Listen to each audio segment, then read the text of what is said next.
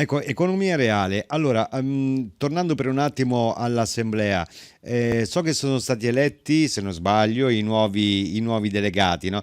Veniamo alla funzione di questi delegati, quanti sono e come vengono e quali sono i loro compiti, come, voglio dire, li avete o li state o li andrete a formare?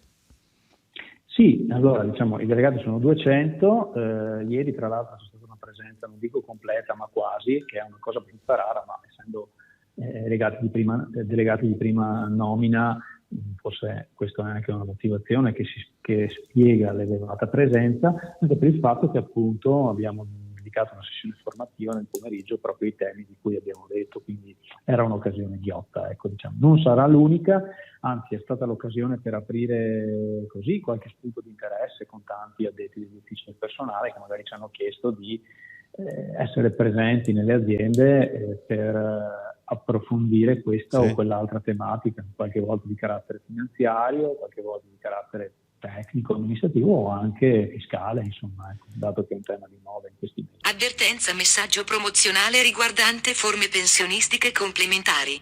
Prima dell'adesione leggere la documentazione prevista da Codip.